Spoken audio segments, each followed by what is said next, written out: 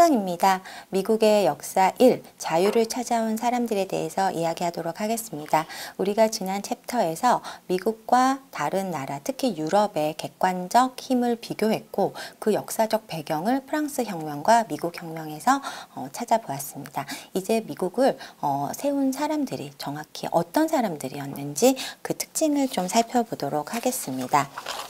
미국에 처음 그 탐험을 보낸 사람은 탐험을 갔을 때 1587년에 114명의 사람들을 두고 왔습니다. 이후 그 더욱더 보급을 보냈어야 되는데 이때 1588년에 그 스페인의 무적 함대와 엘리자베스 여왕이 싸우느라고 그 후발대를 보내지 못했습니다. 그리고 이후에 구조대가 찾아갔을 때는 저 글씨만 남겨진 채 사람들이 다 사라져 있었습니다. 첫 번째 식민 시도가 실패했던 것이죠. 이후 절치부심한 영국은 1606년에 버지니아 주식회사를 세워서 투자자들, 모험가들을 모집했습니다. 식민타운을 개척했을 때 처음에는 그 척박한 날씨와 또 여러 가지 초반의 어려움으로 인해서 잘 진행되지 않았지만은 거기 온 사람들에게 토지를 분양하면서 그 자영농이 스스로 자립하면서 자기 땅을 가꾸면서 성공하는 그런 모델을 개발시켰고 이후 식민 사업이 점점 정착을 하게 됩니다. 그것보다 더 중요한 사건은 1620년에 이 사람들의 출발이었습니다. 이분들은 영국이 종교개혁을 통해서 카톨릭으로부터 자유로워졌지만은 영국 성공회가 세워진 것이 결국에 자유의 안티테제라고 생각을 했습니다. 이들은 단순히 돈을 벌거나 생계를 유지하기 위해서 새로운 신대륙으로 떠난 것이 아니라 그것보다 조금 더 고매한 목적을 가지고 있었습니다. 이들은 진정으로 자유롭게 살 수 있는, 자유롭게 자신들의 신앙적 신념을 지킬 수 있는 땅에 가고 싶었고 그리고 그 목적을 위해서 상당히 괜찮았었던 커리어와 직업들을 가졌음에도 불구하고 목숨을 걸고 신대륙을 찾아 떠났고 가는 배 위에서 사회계약서에 영향을 끼친 메이플라워 팩이라는 문서에 사인도 했습니다. 이들이 추구했던 것은 독재자에게 저항하는 것이 신에 대한 순종이라는 뜻이었습니다. 즉 그들은 종교의 자유를 위해서 독재자를 떠났고 그것을 성경의 모세가 출애굽을 했던 것과 비유하면서 자신들의 이런 새로운 도전을 설명했습니다. 그 그림이 미국 건국의 아버지들이 첫 번째 만들었던 휘장의 그림이고 우리가 전 시간에 얘기했었던 독수리 모양이 이 이후에 나온 휘장입니다. 그래서 이들은 유력자 내지는 왕 혹은 독재자의 지배가 아니라 법에 의한 지배를 추구했고 이들은 상당히 식견이 있고 지금으로 치면은 독해가 되는 사람들이었기 때문에 정착 생활에 관한 팜플렛을 서로 만들고 주고받으면서 아주 성공적으로 열심히 그 정착을 해 나갔습니다. 그리고 나서 이들 이후에 많은 이 영국의 청교도들, 퓨리탄스, 필그림이라고 불리는 사람들이 연이어서 미국에 도착하게 되었고 이들이 세운 마을을 타운이라고 합니다. 1650년대까지 이 타운이 많이 세워졌는데 이 필그림들, 이 미국의 이 사람들이 그러니까 메이플라워를 타고 종교의 자유를 찾아서 미국에 왔었던 이들이 추구했던 그 정치 모델이 여기 잘 나타납니다. 이 타운은 독립적인 정치 단위로서 공화주의를 실천하고 자치를 실현하는 그런 하나의 단위였습니다. 또 이곳에서 세금과 행정과 공교육과 법치를 자기들 스스로 집행하면서 정말 풀뿌리 민주주의 또 정말 진정한 민주주의를 이곳에서 실천했습니다.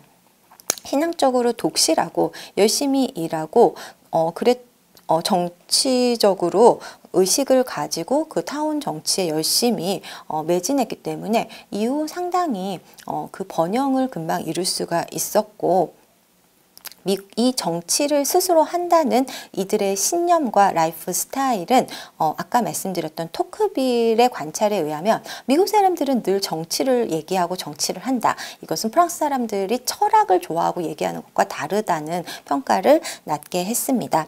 이들은 1636년 또 목사님들을 양성하기 위해서 하버드 대학을 세우기도 했고 비옥한 땅과 풍부한 자원을 활용하여서 자연의 혜택을 누리며 꽤 커다란 농장들을 경영할 수 있었습니다. 그리고 그 자신들이 땅을 주로 개발하고 마을을 꾸리고 살아가는 과정에서 거의 뭐 식민 정부나 영국의 규제나 세금 없이 살았기 때문에 아주 자유로운 경제 활동을 할 수 있었고 또 이들은 새로운 땅을 찾아서 모든 것을 새로 만들고 시작하겠다는 일념을 가졌던 것만큼 발명을 좋아하고 발명에 능했기 때문에 많은 그런 직인들 또는 발명가들 그리고 초기 산업들이 다양하게 빨리 발전하게 되었습니다. 특히 유럽과는 달리 길드의 규제가 없었고 계급의 장벽이 없었기 때문에 젊은 남자들은 일정한 직업 훈련 내지는 숙련이 끝나면은 쉽게 창업하면서 자기 사업을 꾸릴 수가 있었고 이것이 가난한 사람이 거의 없고 많은 사람들이 젊어서 조금 열심히 일하면은 금방 중산층이 되고 잘 살 수 있다는 그런 사회적 통념과 실천으로 나타나게 되었습니다. 이분은 그 미국의 건국의 아버지 중에 한 명이고 일생의 반을 외국에서 보내면서 미국의 외교 안보를 위해서 힘썼던 그 유명한 벤자민 프랑클린입니다.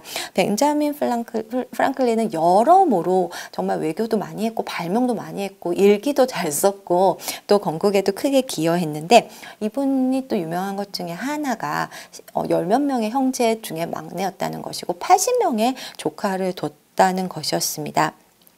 제가 말씀드리고 싶은 바는 이때 미국 사람들은 그 자연이 주는 혜택을 충분히 누리면서 열심히 농사짓고 또 살았기 때문에 남자들은 한 해에 200파운드 이상의 고기를 섭취할 수 있었다는 겁니다.